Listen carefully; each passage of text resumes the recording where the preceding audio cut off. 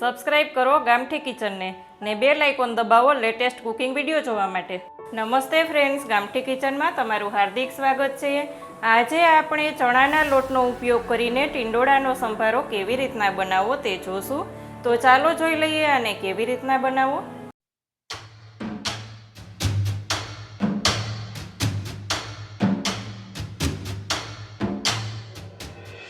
टिंडोळानो संभारो बनाववा माटे अहींया मैं 200 ग्राम टिंडोळा लीधा छे। तेमांथी हूँ अर्धा टिंडोळानो ज संभारो बनाववानी छूं। जेटला सभ्यो आपणा घरमां होय तेटलो संभारो बनावવો પડે। એટલા માટે અહીંયા મેં 3 નંગ મરચાં લીધા છે। તે 3 નંગ મરચાં હું લઈ લઈશ।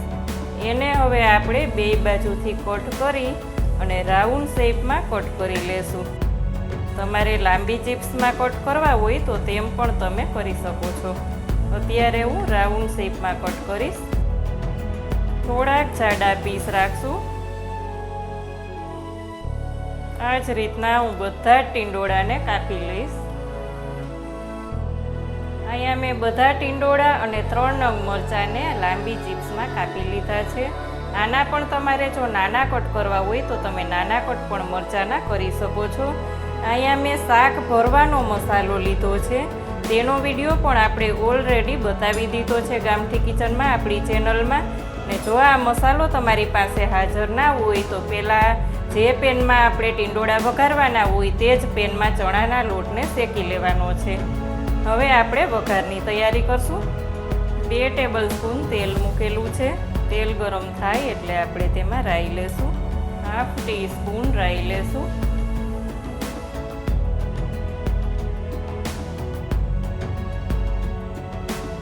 રાઈ થઈ જાય એટલે 1/2 ટીસ્પૂન જીરું લેશું।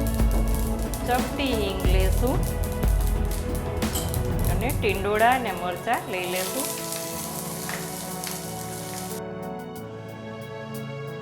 આ ટીંડોળાને કાપી લીધા પહેલાં જ સારી રીતના ધોઈ લેવાના છે। બધું સરસ મિક્સ થઈ જાય એટલે આપણે એમાં 1/2 ટીસ્પૂન હળદર લેશું। સ્વાદ પ્રમાણે મીઠું લેશું। બધું મિક્સ કરી દેશું। 5 મિનિટ આપણે એમને એમ જ સાતળશું। પછી તેમાં અડધા કપ જેટલું પાણી લેશું। અડધો કપ પાણી લઈ લેશું અને આ પાણીને એમને એની રીતના જ બળી જાય ત્યાં સુધી ટીંડોળાને તળવા દેશું। ફ્લેમને મીડિયમ રાખશું। થોડીક જ વારમાં બધું પાણી બળવા લાગશે અને ટીંડોળા પણ સરસથી ચડી જશે।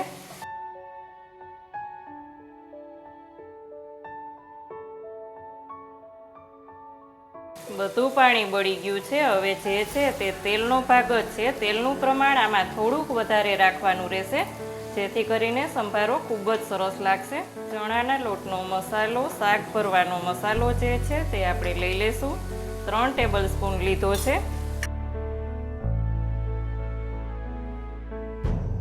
મસ્ત એવો ટેસ્ટી સંભારો તૈયાર છે। ફ્લેમને બંધ કરી દેશું।